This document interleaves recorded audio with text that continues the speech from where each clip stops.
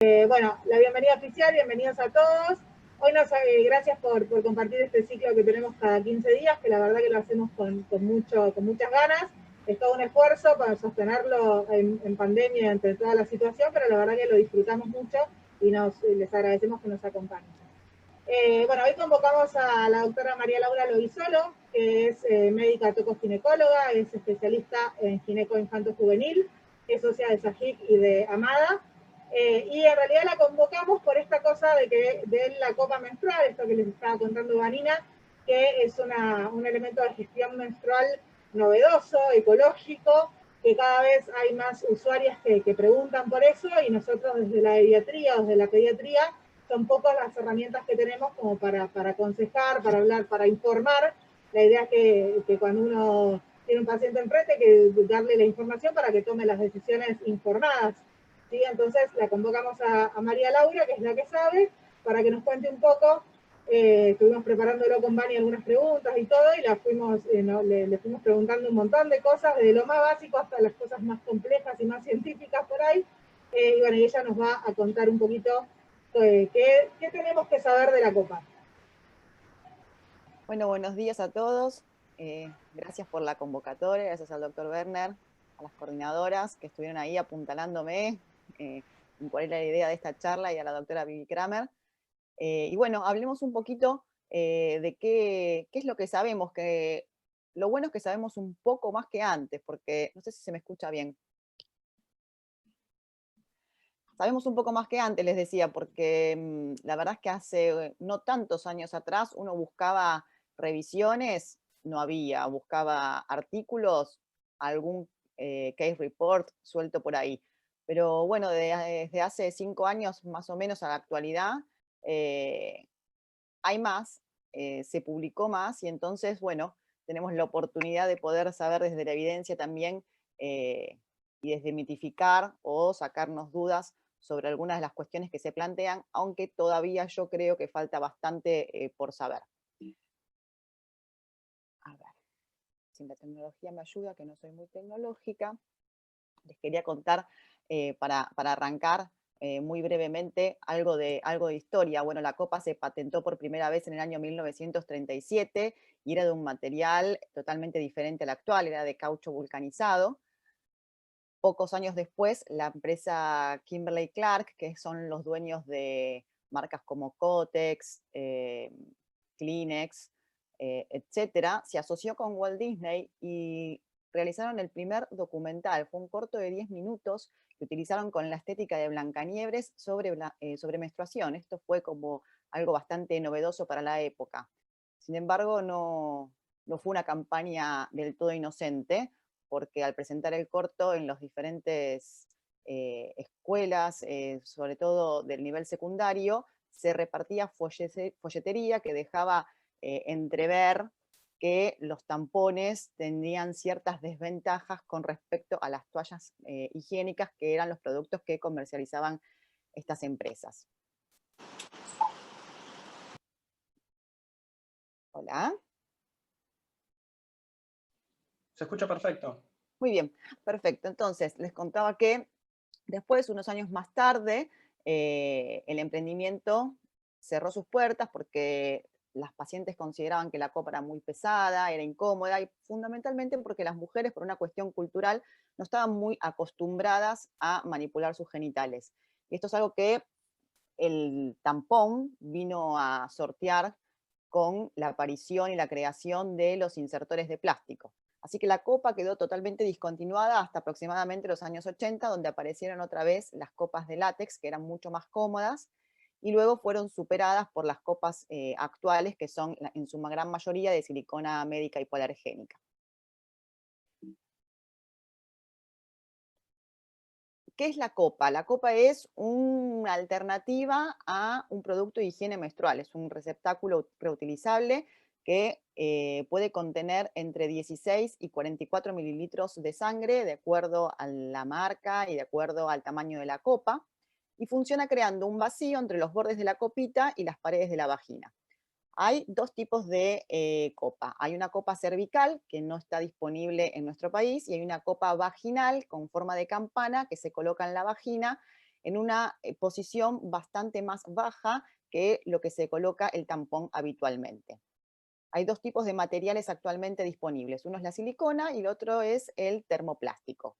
Y tienen una duración entre 5 a 10 años de acuerdo a la marca, de acuerdo al material y también de acuerdo al cuidado que se le dé a la copa. Es decir, la copa dura como mínimo 5 años, pero muchas pueden ser utilizadas por más cantidad de tiempo. La copa consta de un anillo, que es el que produce el vacío contra las paredes vaginales.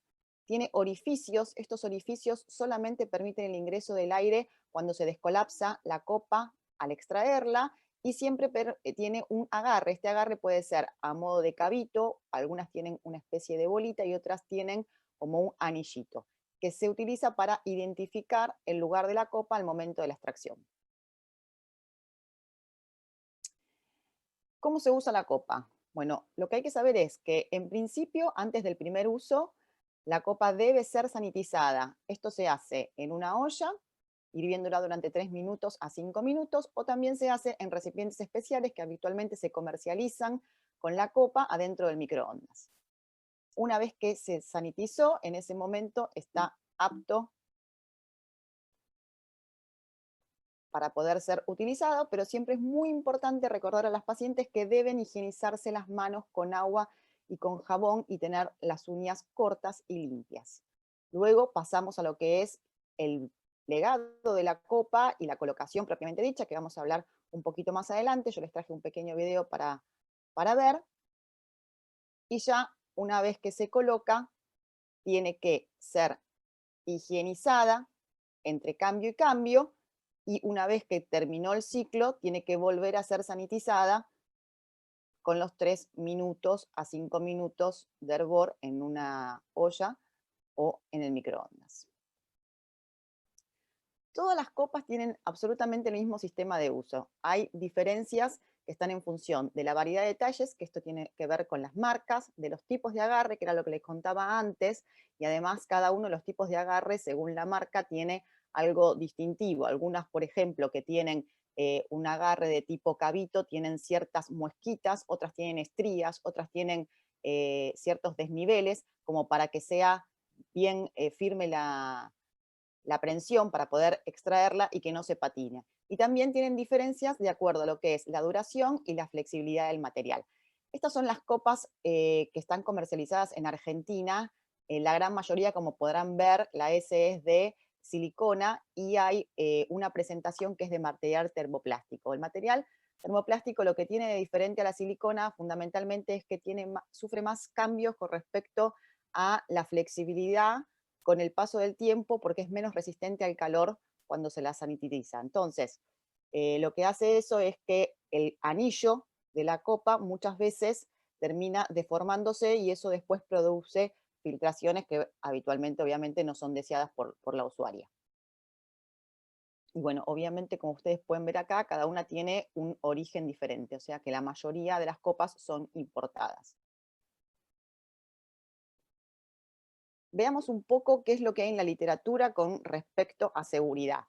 Bueno, la copa no se asoció con anomalías en la vagina, es decir, no genera ningún tipo de deformación ni ningún tipo de alteración sobre las paredes vaginales y tampoco en el cuello del útero.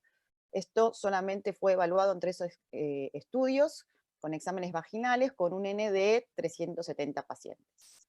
Luego, con respecto a la seguridad, solo existen reportes de casos. Hay 3 reportes de heridas vaginales que fueron reportadas por las pacientes al momento de las encuestas, pero nunca pudo ser confirmado esto en la historia clínica cuando se hizo la revisión del relato de estas pacientes.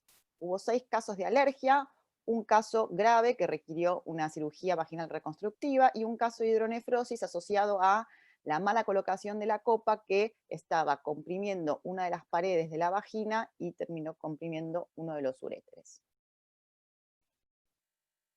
Con respecto a la comodidad, tenemos casos de reporte también.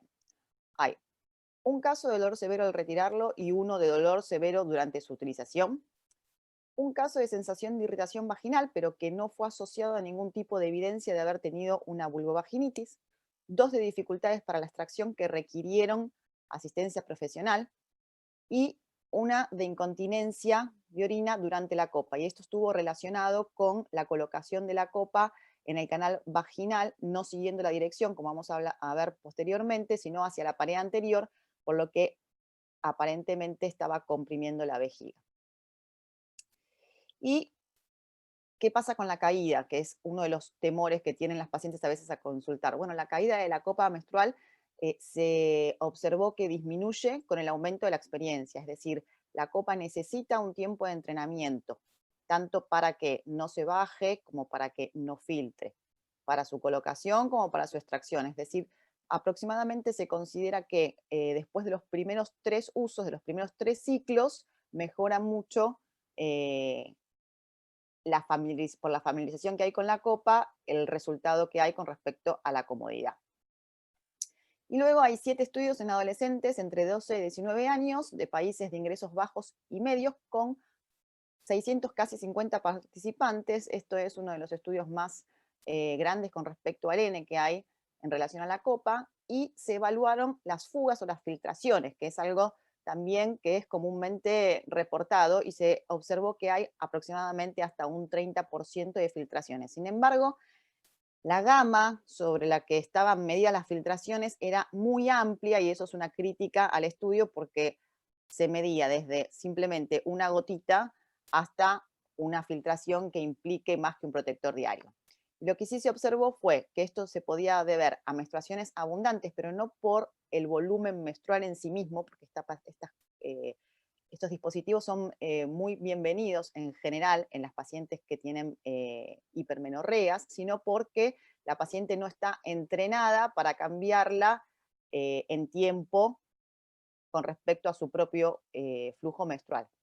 Otras se asociaron a anatomías inusuales del útero, fundamentalmente a cuellos de úteros que están en una posición muy en retroversoflexión o muy lateralizados, o fundamentalmente a la necesidad de una copa menstrual más grande o a la colocación incorrecta de la copa. Estos son los 2 motivos en general de filtración, que es que la copa esté mal colocada porque no se haya revisado, que se haya descolapsado la colocación, o que una vez que se descartó esto, la copa sea más chica del tamaño que le corresponde a la usuaria. Y bueno, lo que tenemos que saber también es que las copas pueden recolectar como mínimo el doble de lo que recolecta un tampón o las toallitas sanitarias. Por lo tanto, son muy bienvenidas, como les decía antes, en pacientes con hipermenorrea.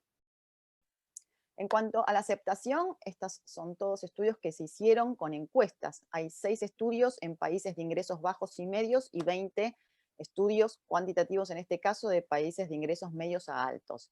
Y finalmente la copa se asoció con una disminución en el promedio de números de cambio por ciclo, con lo cual esto es muy aceptado, muy bien aceptado, sobre todo por las pacientes más jóvenes.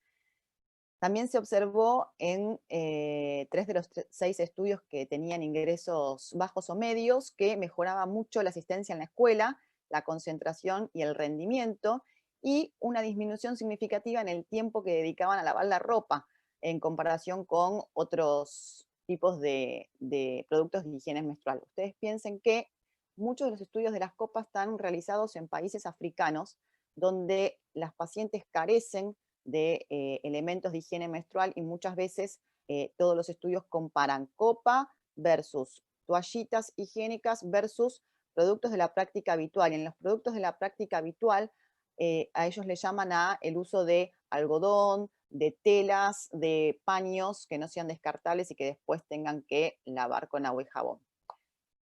Y con respecto a la aceptación, también se evaluó que tiene una ventaja económica porque hay ahorros en los costos mensuales por no tener que comprar toallitas o tampones, con una disminución en la necesidad del sexo transaccional por comprar toallas sanitarias. Esto es en los estudios de África y está muy marcado, por eso lo menciono, porque bueno, las chicas, niñas, para no acudir por una cuestión de vergüenza asociado con la menstruación, porque los productos son deficitarios, tienen mucho ausentismo escolar, y entonces eso les provoca mayor posibilidad de tener un sexo transaccional, y el hecho de tener la copa en el canal vaginal disminuye las chances de ese tipo de sexo y al mismo tiempo se vio que disminuía en estos países las enfermedades de transmisión sexual.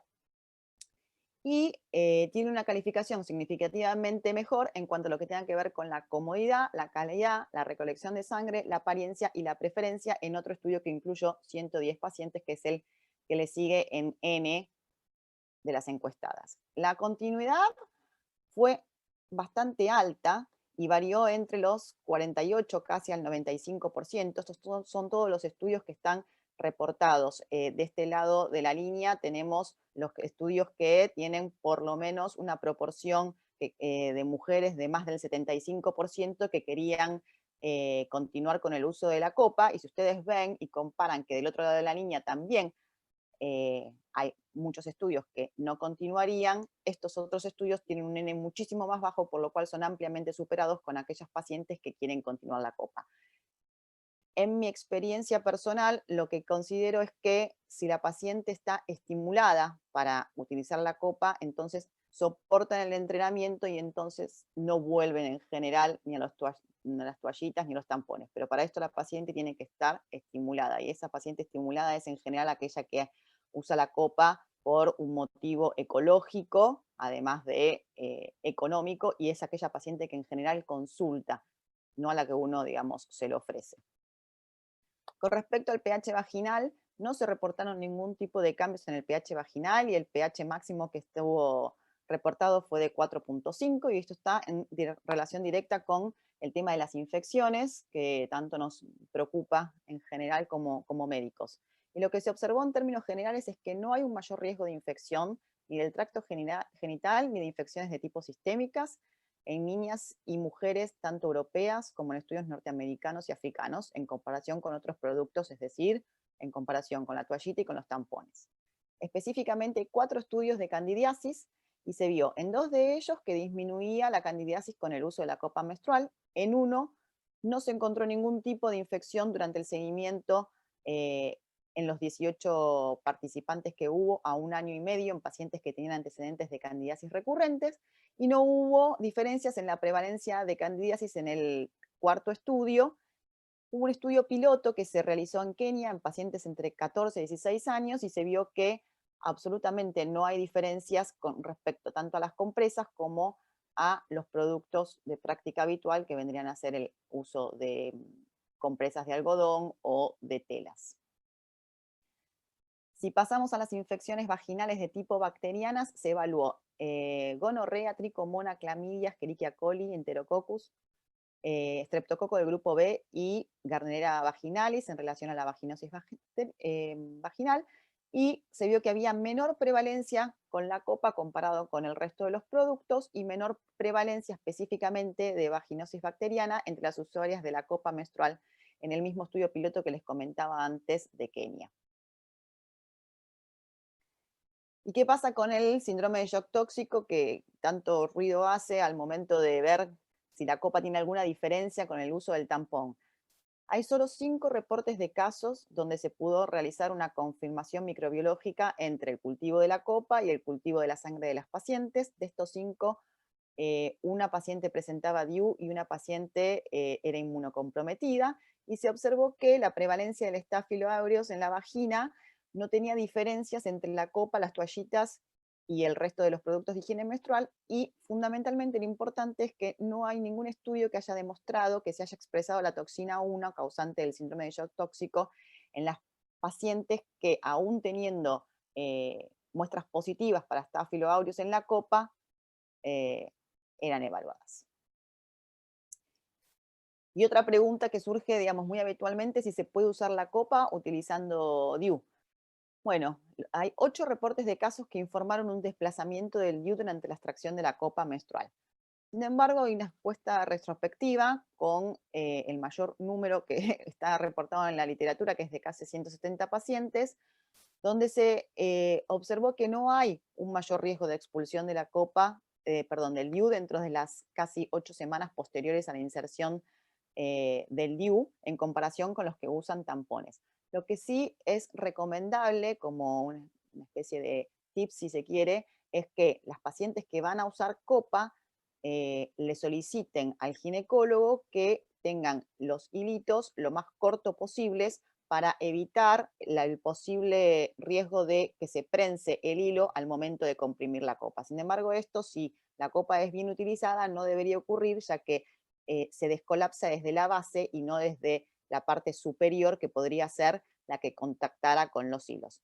Sin embargo, otra cosa que es importante, a ver, no sé si se ve bien acá en el gráfico, es que la copa no debería tocar el cuello del útero, porque esas son las copas cervicales de las cuales no hay comercialización en este país y que en realidad están prácticamente en desuso. La copa va más abajo, entonces no debería tener ningún tipo de riesgo con respecto a la colocación del DIU.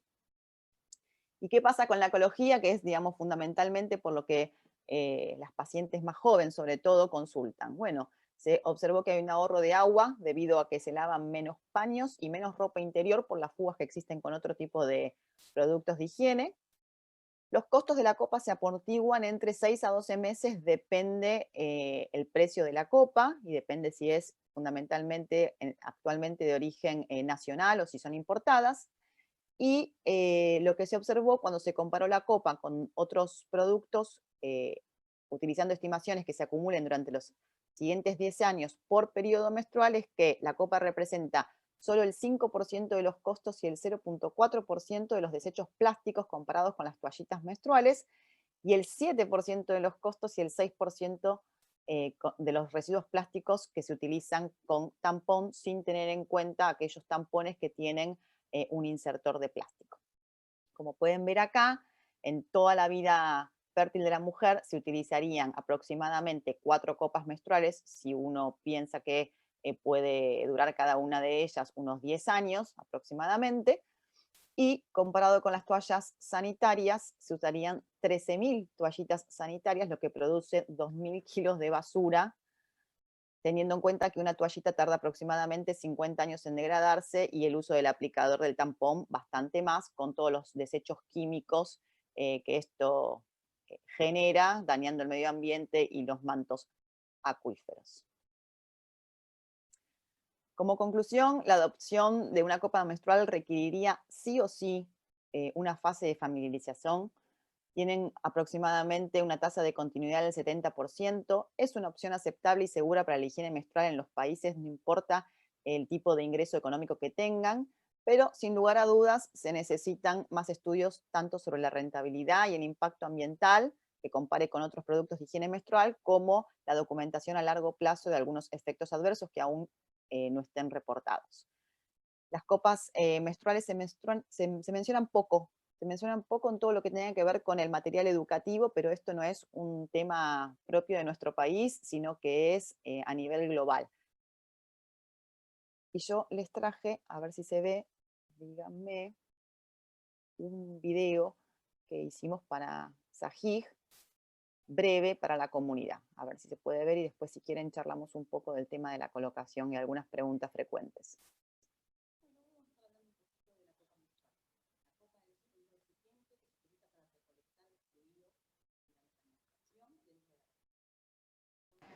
No se escucha, Lau, el video. Tenés que sacar los auriculares a ver si se escucha o compartir el audio del video. Para la entrada de aire durante la extracción. ¿Querés arrancarlo de vuelta? Que no se suele verificar la copa dentro de la vagina. La copa tiene varias ventajas con respecto a las toallitas de los tampones. Por un lado, es hipoalergénica y no genera infecciones. Por otro lado, nos permite mayor tiempo de duración en la vagina, puede quedarse hasta 12 horas antes de su recambio, y genera protección del medio ambiente, ya que es reutilizable y no tiene desechos. Nos permite realizar todas nuestras actividades cotidianas, incluso las pacientes que hacen natación o simplemente cuando nos metemos a la pila. Es muy importante tener en cuenta que antes de manipular la copa y los genitales, tenemos que higienizarnos bien las manos. Y otra cosa que tenemos que tener en cuenta es la de respetar las pautas de conservación de los envases y de higiene que aparecen en todos ellos. Para colocar la copa tenemos que plegarla. Esto lo podemos hacer en forma de C, de este modo, o haciendo un twist. Empujamos el borde inferior hacia abajo y hacia atrás, esto nos da un diámetro menor de colocación. Como de ejemplo, con la maqueta, veamos cómo se realiza. Despliega vaginal siguiendo la dirección de la vagina natural, que va a ir hacia el cervix, se libera y está colocada. Para su extracción debemos primero identificar el cabito, nunca tirar del cabito porque puede romperse, sino utilizarlo para identificar la base de la copa, y cuando llegamos a la base, apretamos de esta forma, ingresa el aire por los orificios, se descolapsa, traccionamos hacia afuera y tenemos que estar atentos a que quede mirando hacia arriba para que, por supuesto, no se derrame el contenido recolectado. Bueno, esperamos que todas estas sugerencias les sirvan y nos vemos la próxima.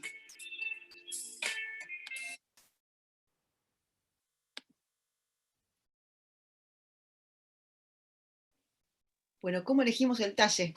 ¿No? Es como la gran pregunta de las pacientes. Y la verdad es que el talle en general coincide con lo que venga descrito en el tipo de marca que hayan elegido, pero fundamentalmente nosotros, como recomendación, tenemos que pensar en si la paciente tuvo o no un parto vaginal y si la paciente tuvo o no relaciones con penetración vaginal. Es decir, las pacientes adolescentes en general necesitan los talles más chiquitos y se arranca por el primero. Ni hablar si la paciente no inició relaciones sexuales, que es factible, se puede, mejor dicho, se puede usar la copa, no está contraindicado, y hay pacientes que la usan, pero por supuesto, esto tiene que ver con un tema de manipulación y de autoexploración y de conocimiento de los genitales que muchas de las pacientes chicas aún todavía no tienen, y entonces eso muchas veces dificulta la colocación en pacientes que no hayan tenido penetración vaginal. En ese caso, digamos, el asesoramiento es fácil con respecto al talle, pero hay que hacer hincapié en que muy probablemente si no saben colocarse un tampón, poco probablemente se puedan colocar la copa. Otra pregunta frecuente es si hay que esterilizarla entre cambio y cambio. Bueno, no hay que esterilizarla, solamente hay que enjuagarla con agua fría. Si se quisiera, se podría utilizar un jabón, pero en este caso los jabones tienen que ser de tipo neutro, jabones blancos o jabón de glicerina, para que no dañe el material de la copa y no genere porosidad en el material, y de esta forma no se adhieran los gérmenes y no aumente el riesgo de infecciones, con lo cual la recomendación es enjuagarla con agua sola y reintroducirla, y si uno no está, digamos, con disponibilidad de agua, podría volver a introducirla simplemente habiéndola vaciado y utilizar la sangre menstrual de la copa como una especie de lubricante para poder hacer la colocación. Otra de los tips que se les sugiere a las pacientes muchas veces es llevarse una botellita con agua en la cartera, si van a estar mucho tiempo fuera de casa y van a necesitar cambiar la copa, porque con eso nos permitiría poder enjuagarla. Y otro tips también es que utilicen los baños de personas con discapacidad, porque esos baños tienen, obviamente, el sanitario, el lavabo, como para poder enjuagar sin tener que salir del toalete individual para enjuagar la copa adelante del resto de las personas que compartan las piletas. Obviamente siempre es muy importante remarcar que tengan que tener las manos y las uñas limpias. Y la otra pregunta frecuente es dónde guardarla. Y hay que guardarla en la bolsa donde viene. Es una bolsa que en general, no importa la marca, es un material transpirable, es decir, es un material que es poroso y permite el ingreso de aire, fuera obviamente de las fuentes de calor, ya sea el sol o algún tipo de calefacción. Es recomendable guardarlas, ahí la están mostrando exactamente, en lugares secos, y evitar los recipientes herméticos, porque de esa forma también hay un sobrecrecimiento de gérmenes y eso, digamos, podría ser peligroso y además deteriora la copa.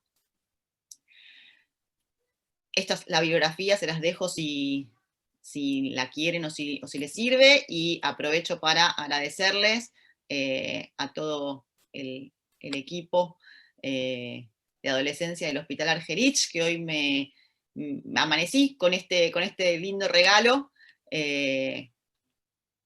un hermoso gesto, y así que nada más, gracias a ustedes, y si hay dudas, vemos si podemos hablar un rato. La verdad, sí, vamos a charlar un ratito más. Excelente, Laura, la verdad que la exposición estuvo muy buena, con bastante información y aporte científico, ¿no? Que es un poco lo que uno busca para poder prescribir, digamos, la copa. Como te contaba al principio, las pacientes vienen, consultan y bueno, como decimos siempre, aprendemos de ellos, ¿no? Aprendemos de los adolescentes que siempre están un paso más adelante que nosotros. A mí cuando allá por el 2013 me vinieron a preguntar la copa menstrual,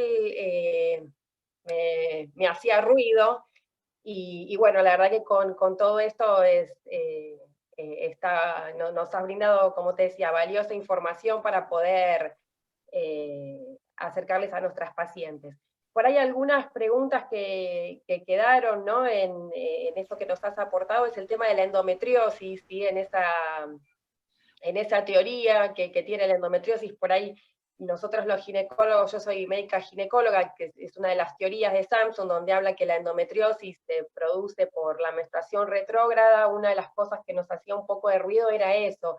¿Encontraste alguna información acerca de endometriosis y la copa menstrual?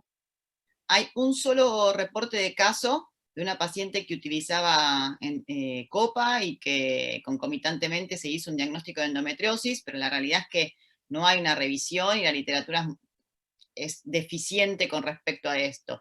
Uno pensaría que como la copa tiene como finalidad el receptáculo de sangre, no debería tener algo retrógrado, ascendente hacia el cuello uterino, y mucho menos que llegue hasta las trompas, pero la realidad es que de literatura solamente hay un reporte de caso. Acá hay algunas preguntas en el chat, María Laura. Bueno, justamente estaban preguntando a la doctora que ya la consultaste. Una doctora de Neuquén pregunta si una paciente se le dio vuelta adentro de la vagina la copa y quedó reasustada, si esto puede tener que ver con el tamaño. Sí, absolutamente, eso tiene que ver con el tamaño. Probablemente fuese menor el tamaño que eligió al correspondiente. Eso puede pasar a veces en las pacientes que tienen partos vaginales, y más si son partos múltiples, o si la laxitud de las paredes de la vagina, que es algo que hay que tener en cuenta para elegir el tamaño de la copa, era muy complaciente, y entonces a veces puede pasar incluso con los tampones, que se transversan con respecto al canal. Con respecto a eso del tema de la laxitud de la vagina, hay algunas copas que recomiendan con el tema de la edad o sea, independientemente de la paridad o si los partos fueron por cesárea o fue parto vaginal, que más de 35 sería un tamaño y menos de 35 sería otra. ¿Eso sería por el piso pélvico?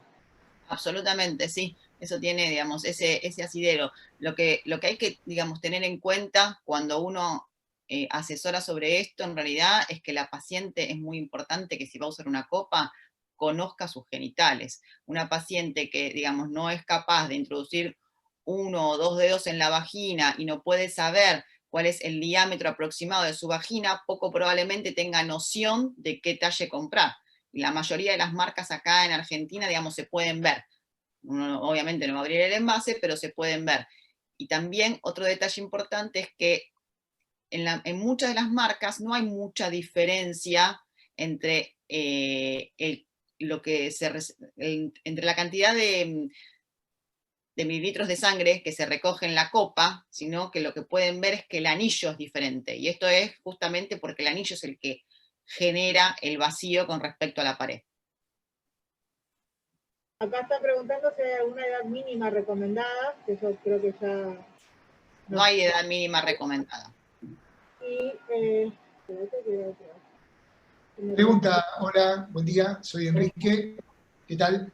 Pregunta, viene justo de la mano de esta pregunta que estaban haciendo de la edad. Estudios que hayan publicado sobre cuál es la edad mínima que han iniciado el trabajo y qué pasa con los más vulnerables en la utilización de la copa. Pregunta uno y que viene asociada a otro, porque si el costo-beneficio o el costo en términos globales es mucho más económico que el uso de otros métodos, evidentemente esto debe, y aparte vinculado a medio ambiente, me parece que esto debería ser como una propuesta donde Salud Pública debería estar proveyendo la copa, sobre todo en los sectores más vulnerables, donde tienen que, hoy por hoy más que nunca, el comprar tampones o toallitas y tal, es un costo altísimo, y si se proveería sería uno cada 10 años por paciente. Por eso la pregunta es, ¿desde qué edades tempranas ustedes tienen documentado el buen uso?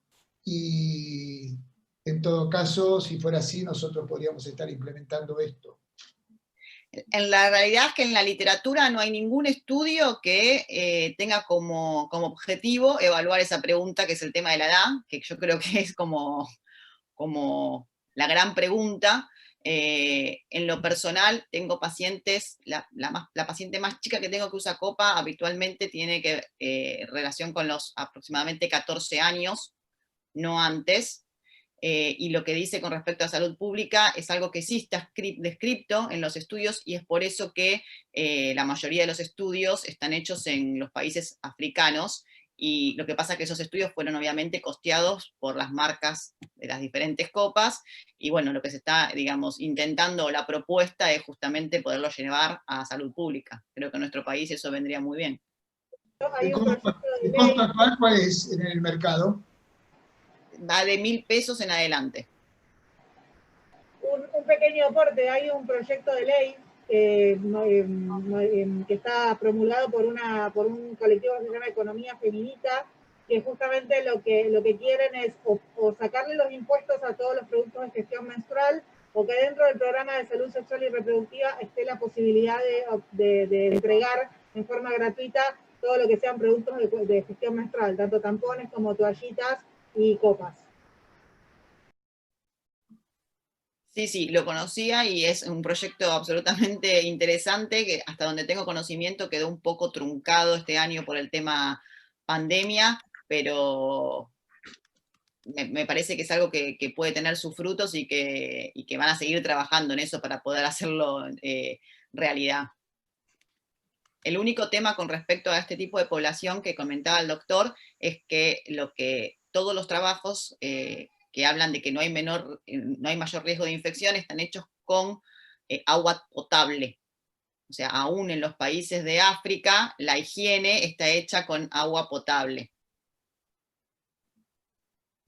Esa era una de las preguntas, si se podía usar agua hervida para higienizarla.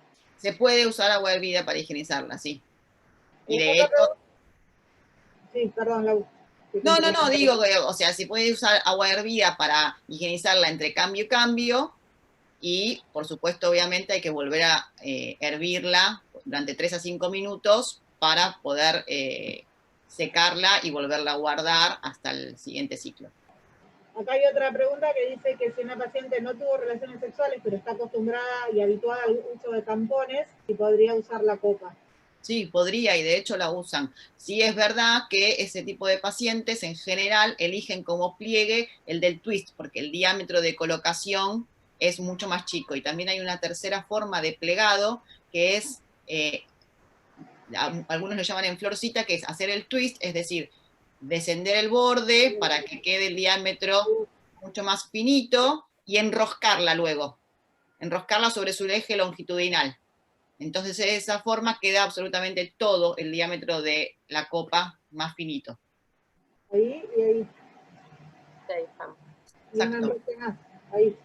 Una cosa que no mencioné tal vez es que cuando se empieza a usar la copa es recomendable, y sobre todo a las pacientes que tienen un volumen menstrual bastante aumentado, es que la cambien cada 3-4 horas, como cambiarían un tampón, para que ellas mismas vayan viendo cuál es el nivel de contenido de sangre que tienen, y no rebase, porque después no se sabe si rebasa porque no es el talle adecuado, por ejemplo, o no se descolapsó la copa como corresponde, o porque simplemente tardaron más tiempo en cambiarla. Y una vez que tienen medido eso, ir aumentando los intervalos de cambio, que el intervalo más prolongado no tiene que superar las 12 horas. Por eso pueden dormir con la copa. ¿Y es recomendable como primer producto de gestión menstrual? Yo creo que eso es una opinión personal. En mi opinión, yo creo que no. O creo que todavía hay que trabajar mucho sobre la información y el asesoramiento a nivel masivo como para que sea recomendable como primer producto. Claro, es importante que, como contabas vos, ¿no? Que las pacientes conozcan su anatomía, conozcan el tema del himen, que el himen ese es otro de los mitos, ¿no? El hecho de que las que vienen con las mamás, que dice cómo se va a poner si todavía es virgen, bueno, hacer un poco esa explicación. Y otra de las preguntas es con respecto al tamaño, ¿cuántos tamaños hay? Bueno, y eso varía, ¿no? En base a de las marcas. Hay varias marcas también que hay en Argentina. Hay, o sea, muchos tamaños en sí mismos. Miren, a ver, ahí está. Miren, variamos en marcas comerciales que van desde los 4 tamaños, pero que en general no hay tanta diferencia entre sí, entre cada tamaño, y hay otros que tienen solo 2. No, claro. Las que tienen solo 2 son en general las que hacen la disquisición que contaba, no me acuerdo si Vanina o Vicky, que tiene que ver con mayor o menor de 30 o 35 años y paridad vaginal o no. Las otras son un poquito más específicas. Pero en general, en las copas que tienen más de 2 tamaños, se suele recomendar que se empiece con el tamaño número 2, excepto que esta paciente sea que no haya tenido relaciones sexuales, porque es como un tamaño medium, entre comillas, que se adapta bastante bien a la longitud y al diámetro de promedio general de la vagina. Otra cosa que no mencioné y me estoy dando cuenta ahora es que cuando se coloca la copa es importante decirle a la paciente que haga el recorrido de todo la periferia del anillo para ver que esté desplegada en su totalidad, porque si la copa queda hundida de algún lado, ahí es el lugar donde se va a generar la filtración.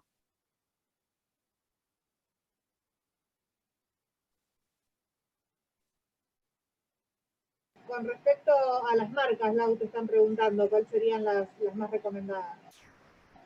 La verdad es que yo no tengo una marca para recomendar por sobre otras. Les mentiría si les diría. Y cada paciente tiene su preferencia. ¿Y había alguna marca que había sacado una copa puber, puede ser? La verdad, no lo sé. No la tengo en mente. Creo que Sí, Fleurity había sacado una mucho más chiquitita, pero después no la vendió más, o sea que me parece que no resultó. Ya sé, ahora de que me hablás, creo que quedó fuera del mercado. Lo que sí sacó esa marca ahora, que es algo que aparentemente ya existía desde hacía muchos años, pero había quedado en desuso, es una copa que no es una forma de campana, sino es algo mucho más chato y que se coloca cerca del cervix para contener la menstruación y poder tener, entre comillas, relaciones sexuales con penetración vaginal mientras está menstruando de una forma un poco más higiénica, si se quiere decir. Hace las veces de diafragma de antes, pero tiene un talle único y no es colocado sobre el cervix, sino que abarca el diámetro de la vagina, pero en su región totalmente superior. Acá está preguntando Dayana, nuestra resi, me pasó un papelito tipo cucaracha, ¿qué pasa con la copa y HIV? No hay absolutamente ningún tipo de estudio reportado, pero en algunos estudios donde se menciona en las infecciones el tema del HIV, no hay contraindicación aparentemente para el uso de la copa.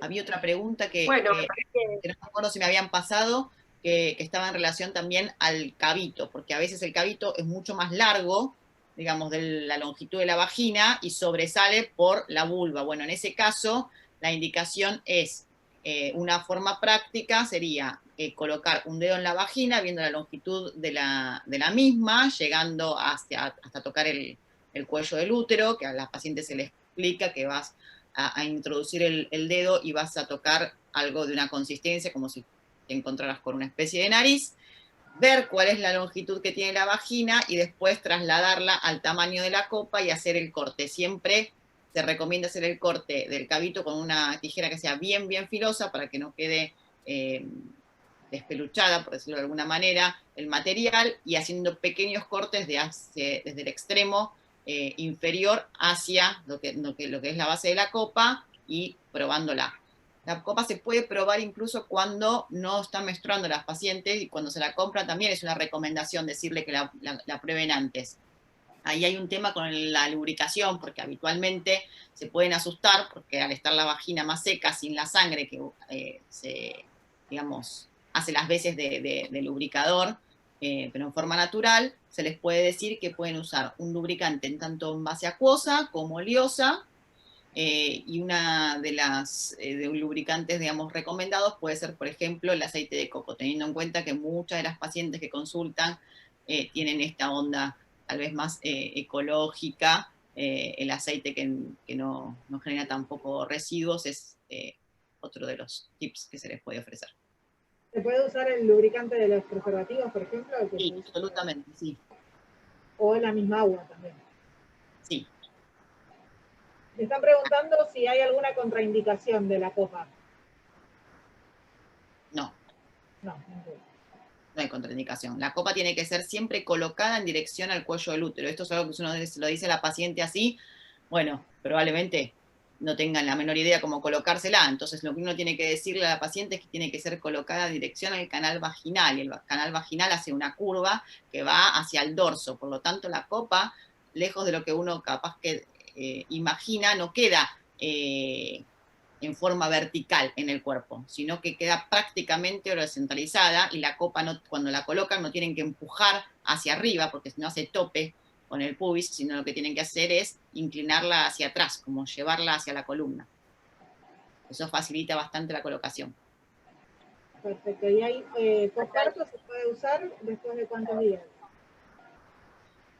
Con el alta del puerperio, así como no se pueden usar tampones, digamos, hasta dada el alta del puerperio a los 40 días, tampoco se debería usar la copa. Al menos no hay ningún estudio que demuestre que sea inofensiva en ese caso, por lo tanto, se prefiere diferir el uso. Y con respecto a, por ahí, pautas de alarma cuando uno recomienda la copa, o sea, ante qué, o sea, si no la puede sacar, si se le puede perder en la vagina, con respecto a pautas de alarma, ¿qué nos recomendás que digamos? Avisarles que perderse no se puede perder, porque esto es una consulta que sigue siendo frecuente, incluso hasta con el hecho de usar tampones, así que eso es algo que hay que avisar. Y la copa se puede sacar siempre.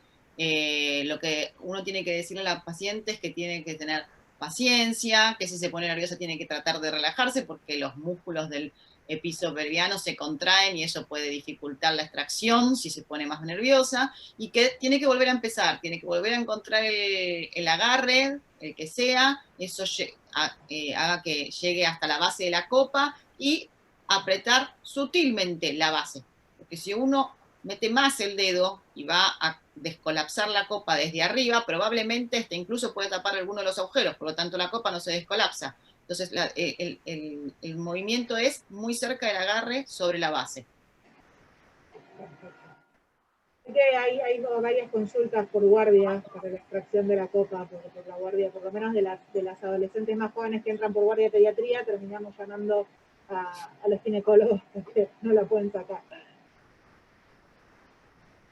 Pero esto tiene que ver un poco con la inexperiencia del uso y la falta de conocimiento. Tiene que ver con el entrenamiento, absolutamente. Y eso es algo que también hay que decirle a las pacientes cuando consultan por primera vez. O sea, no esperes que la copa no te manche la primera vez que te lo pongas, porque lo más probable es que manches, o sea, que no la hayas colocado correctamente. Ponete un apósito para, digamos, salvaguardar eventuales pérdidas. Y esto tiene que ver con el entrenamiento, tanto la colocación como la extracción, como el uso en sí mismo. Claro, por ahí ahora la época de aislamiento preventivo obligatorio es como una buena oportunidad para que uno está en casa, y por ahí las que quieran probar es mucho más fácil estando en casa, que si molesta la saco y cosas, como que es una buena oportunidad para recomendarla a las que quieren probar ahora. Sí, seguro. La verdad es que cada vez se reciben muchas más consultas sobre esto. A veces hay pacientes que solamente sacan turno con los ginecólogos para para asesorarse sobre el tema de la copa. Esto a nosotros, que quizás somos de otra generación, nos llama mucho, mucho la atención. Cuando uno consulta, en general, ¿por qué estás interesado en la copa? Y la gran mayoría de los adolescentes tiene una motivación de tipo ecológica. Y después, obviamente, como todo en ese grupo etario, tiene que ver con que mi amiga la usa y está recontenta, entonces eso también hace que, si uno le avisa que va a tener un tiempo de entrenamiento, la tasa de continuidad sea alta. Bueno, Lau, la verdad que excelente, muy clara, con mucha base científica, la verdad, impecable, muchísimas gracias. Gracias a ustedes. Bueno, y que esté rica la torta. A todos. Gracias a ustedes otra vez, a Vivi y al doctor. Brillante, Laura, brillante. Y a todos los que escucharon, Excelente. y participaron, también muchísimas gracias por estar de nuevo acá.